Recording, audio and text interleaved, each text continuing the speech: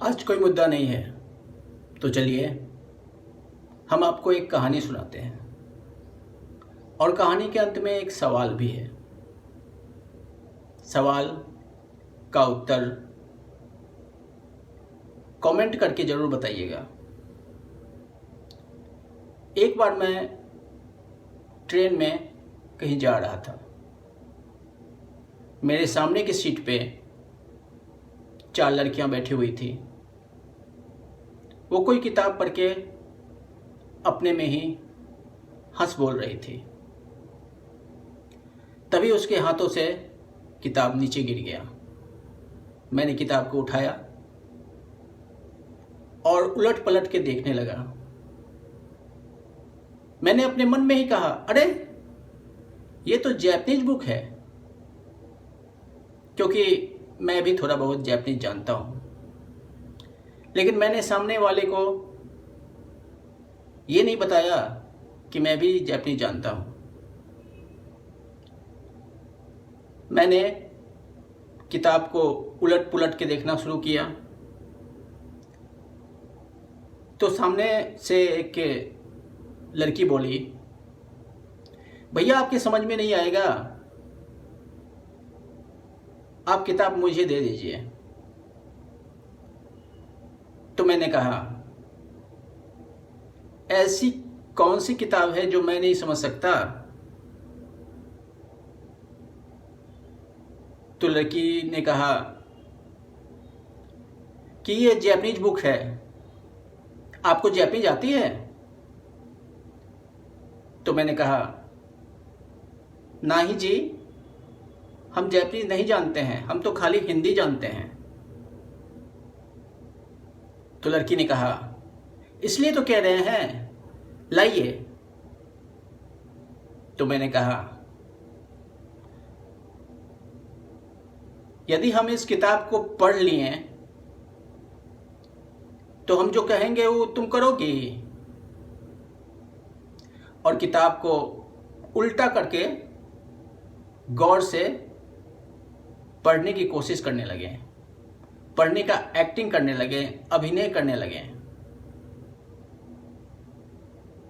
लड़कियों ने आपस में बात किया और बोली कि देखो देखो देखो कैसे किताब को उल्टा करके पढ़ रहा है। फिर उन लोगों ने आपस में बात करके बोला, ठीक है, यदि आपने इस किताब को पढ़ लिया तो आप जो कहिएगा वो हम करेंगे, लेकिन यदि नहीं पढ़ पाए तो जो हम कहेंगे वो आपको करना पड़ेगा। बोले, मंजूर है? तो मैंने कहा, मंजूर है। और फिर मैं किताब को उलट पुलट के देखने लगा। कभी उल्टा करता था, कभी सीधा करता था, घनघोर अभिनय करता था कि सामने वाला बूझ न जाए कि हम थोड़ा बहुत जापानी जानते हैं। फिर हमने किताब को बंद किया और उन लोगों की तरफ आगे बढ़ा दिया। वो लोग खुशी से उछल पड़ी, याहू, हम लोग जीत गए, अब हम जो कहेंगे वो आपको करना पड़ेगा। मैंने कहा, दाइजोबु देसु। इतना कहते ही वो लोग आंखें चौड़ा करके मेरी तरफ देखने लगी और मैंने कहा, वताशी वा वेद्दो तो मोशिमासु। निहोंगो बेंक्यो सेंता दे 3 年ぐらい निहोंगो बेंक्यो शिमास्ता। और इतना कह के उठ गया और बाथरूम की तरफ चला गया। वो सारी लड़कियां आपस में बात करने लगी, अरे साला, ये तो जापानी जानता है और ऐसा अभिनय कर रहा था कि हमको कुछ आता ही नहीं है। साले ने बड़ी महाचूतिया बनाया हम लोगों को, हरवा दिया हम लोगों को। अब क्या करेंगे? शर्त तो हार चुके हैं, पता नहीं वो क्या कहेगा करने के लिए। तो एक लड़की उठ गई बोली क्या कहेगा, देखते हैं उसके पास जाके क्या कहता है। और वो मेरे पास आ गई, आकर बोली, आप तो बहुत बड़े ज्ञानी निकले जी,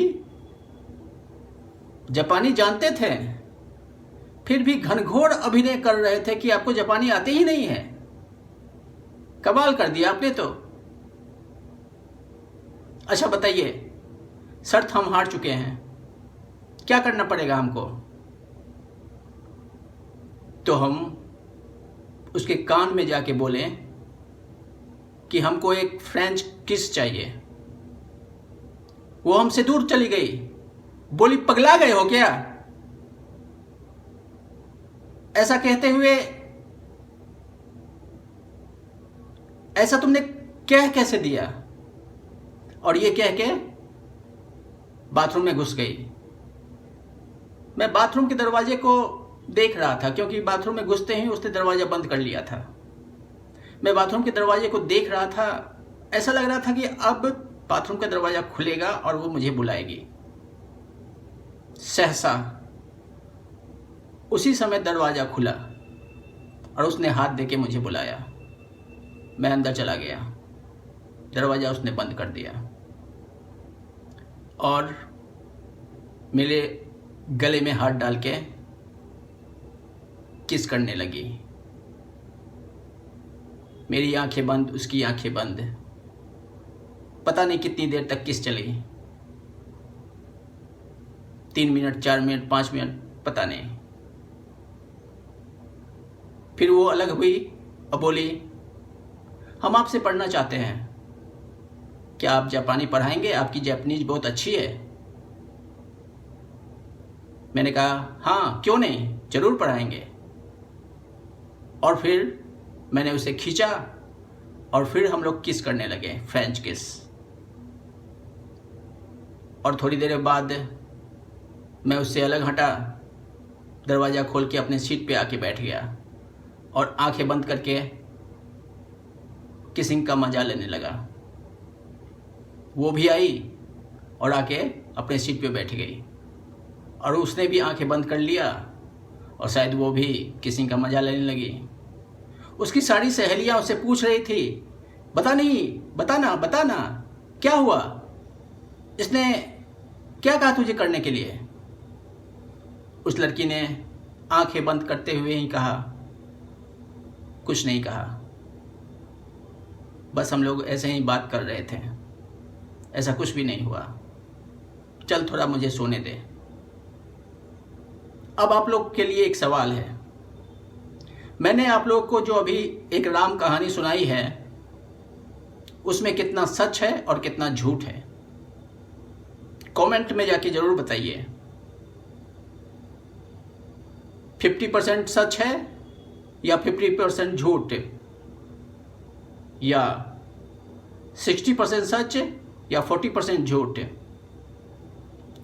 या 40% सच या 60% झूठ? क्या हो सकता है? कुछ भी हो सकता है। ये लेखक की सोच है, कुछ तो होगा ही। तो जाइए कमेंट कीजिए और बताइए कितना % सच है और कितना % झूठ। जय हिंद, जय भारत।